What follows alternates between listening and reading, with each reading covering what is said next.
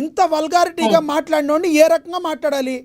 మీరు దీని గురించి మాట్లాడండి అంటే హెయిర్కి గోడిగుండికి ముడి పెట్టకండి. మీరు దీని గురించి మాట్లాడండి. వినండి, చెప్పండి. వినాలి, ఓపుకుతో చెప్పండి. ఇక్కడ ఆయన కూడా ఏమన్నాడు, ఆయన అనలేదు కదా సోషల్ మీడియాలో బయట ప్రజలుగానే అందరూ కూడా అలాగ అనుకుంటున్నారు. తనకి ఏం సమాధానం చెప్తాం పవన్ కళ్యాణ్ అయితే ఆయన భాషలో ఆయన మాట్లాడు.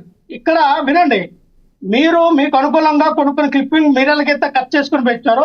ఆ పూర్తిగా వీడియో చూస్తే ఆ వీడియోలో ఏముందనేది రంగనాయకమ్మ గారు రామాయణం గురించి ఆవిడ కూడా ఒక రామాయణం రాశారు. ఆ రామాయణం క్లోజ్ చేయించచ్చు కదా మీరు, మీ పెద్దలందరూ కూడా.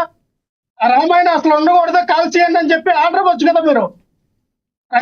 రంగనాయకమ్మ గారు రాసిన రామాయణం ఎందుకు ప్రచురణ అవుతుంది ఈ రోజుల్లో? ఏం మాట్లాడతాం సార్ మనం? సార్ ఒకటి సార్, మనోభావాల్ని దెబ్బతీసే అవకాశం ఎవడున్నా తప్పారండి. ఎవడు చేయాలి అన్ని? వీళ్ళకి ఏంటి సార్ ఆ పని? వినండి సార్, ఆర్టికల్ 19 ప్రకారంగా ఏదైతే పౌర హక్కులు ఎవరికైతే ఈ భారత రాజ్యాంగం ఇచ్చినటువంటి 6 ప్రాథమిక హక్కుల్లో ఒక హక్కు ఈ freedom of speech and expression ఏదైతే ఇది ఉందో, దీని పరంగా ఎవరైనా సరే వాళ్ళు రాత్రి ప్రకారంగా కానీ లేదంటే వీడియో ప్రకారంగా కానీ ఒక పత్రిక పెట్టుకొని వాళ్ళు ఆ పత్రికలో రాయొచ్చు, వీడియో చూపించవచ్చు, లేదా మాట్లాడే వాళ్ళ యొక్క మాట్లాడే బూతులు తిట్టొచ్చు, అమ్మనా బూతులు తిట్టొచ్చు. సో దాన్ని అమ్మనా బూతులు తిట్టొచ్చా? బూతులు కన్నా తప్పే, పవన్ కళ్యాణ్ కన్నా తక్కువే. పవన్ కళ్యాణ్ మాట్లాడితే మీరు ఎందుకు అరెస్ట్ చేయలేదు? పవన్ కళ్యాణ్ మాట్లాడినప్పుడు మీ ప్రభుత్వం అధికారంలో ఉంది, ఎందుకు అరెస్ట్ చేయలేదు పవన్ కళ్యాణ్? మీరు భయపడ్డారా మీరు? 2029లో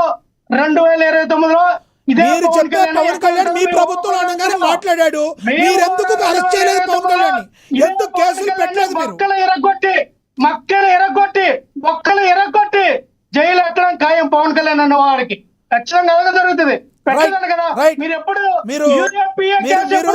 కళ్యాణ్ తిట్టడానికే డిబేట్ లో మీరు మాట్లాడతారంటే ఆ మాటలు అవసరం. ఒక మాట వినండి, మీ టార్గెట్ ఓన్లీ పవన్ కళ్యాణ్ తిట్టడానికి అయితే ఆ రావణ్కి ఏది పట్టిందో మీ రేగడి మీద కూడా అది పట్టే అవకాశం ఉంటుంది. మీరు మాట్లాడేది ఆచితూచి మాట్లాడండి. రేగడి లక్ష్మణరావు గారికి ఎవరు వినం. ఇప్పుడు మీరు అబ్యూజింగ్ వర్డ్స్ మాట్లాడితే వినరు. మీరు తప్పు, పీకేదేమి లేదు, ఇవన్నీ మాట్లాడుతూ కాదు. ఒక్క మాట రావణ్ అనే వ్యక్తి మాట్లాడింది, మీరు వైసీపీ అధికార ప్రతినిధిగా వచ్చారు, రావణ్ మాట్లాడిన మాటల గురించి మాట్లాడండి. రావణ్ మాట్లాడింది మీ ప్రభుత్వం యాక్సెప్ట్ చేస్తుందా లేదా? రావణ్కి మీ ప్రభుత్వం సపోర్ట్ చేస్తుందా అది చెప్పండి. మీ పార్టీ మీ రావణ్కి మీ పార్టీ సపోర్ట్ చేస్తుందా? మీరు లాగొద్దు. మీరు వినండి, లాగడం ఏంటి? మాట్లాడాలి కదా. ఇదే జడ శ్రావణ్ కుమార్ గారు ప్రెస్ మీట్ పెట్టి ఏం మాట్లాడారు? వైఎస్ఆర్ కాంగ్రెస్ పార్టీ నాయకులు కానీ అధ్యక్షులు ఎవరు కానీ మాకు రావణ్కి సపోర్ట్ చేయట్లేదు అని ఆయన మాట్లాడారు. మేము సపోర్ట్ చేస్తున్నాం, రావణ్ మాకు అనుకూలంగా మాట్లాడారు. రావణ్ వైఎస్ఆర్ పార్టీ ఎందుకు అంత ప్రేమ చూపిస్తున్నారు? పేరు నాని గారి బయట కూడా పే చేయండి, ఆయనకి అది కూడా చూస్తారు. ఆ పేరు నాని గారి బయట పే చేయండి, ఒక్క నిమిషం సార్, ఆ పేరు నాని గారి బయట ప్లే చేయండి. రావణ్ గారు అంట ఎంత బాగా సంబోధిస్తున్నారో ఆ పేరు నాని గారు. సార్ ఇప్పుడు ఎప్పుడైనా కూడా గౌరవం ఇచ్చిపుచ్చుకోవాలి ఎవరైనా. రావణ్ అనే వ్యక్తి గౌరవాన్ని కోల్పోయాడని బయట ప్రజలు టాక్. రైట్, ఒకసారి బయట ప్లే చేయండి పేరు నాని గారు. ఇవాళ ప్రశ్న అనేటువంటి ఒక యూట్యూబర్ రావణ్ గారిని తీసుకుందాం, సంఘటన తీసుకుందాం. ఏంటి మీరు చేస్తున్నది? మళ్ళీ వైఎస్ఆర్ కాంగ్రెస్ పార్టీకి జనసేనకి తగు పెట్టుకుంటాకి ఆ రావణ్ అనేటువంటి యూట్యూబర్ని ఎంచుకున్నారు మీరు పావు కింద. ఏం చేస్తున్నారు ఎంచుకుని? నాకు కనపడేదైతే కాపులు జనసామర్థ్యం ఎక్కడ ఎక్కువ ఉంటే అక్కడ మాత్రమే మీరు పోలీస్ స్టేషన్లో కేసు పెట్టిస్తున్నారు. అదే కనపడుతుంది కదా. ఫస్ట్ కేసు ఎక్కడ పెట్టారు? పిఠాపురంలో పెట్టారు.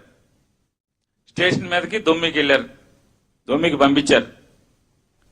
నెక్స్ట్ కేసు బెయిల్ రాగానే జడ్జి గారు తిడుతున్నారు, సిగ్గులేదరా బాబు మీకు, ఏం చేస్తాం సార్, చంద్రబాబు గారు వెళ్ళమన్నారు సార్, డీజీపీ గారు వెళ్ళమన్నారు సార్ అని వాళ్ళు ఎడుతున్నారు పోలీసులు.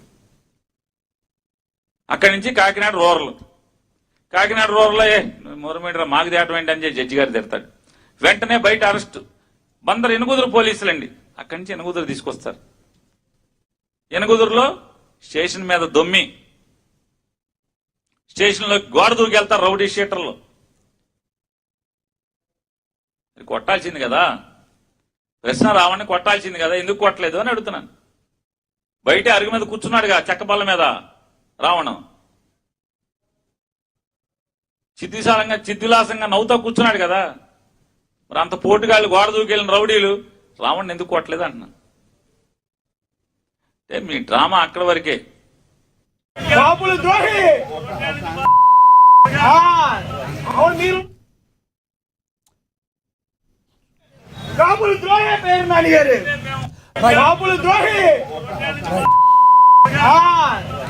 రైట్.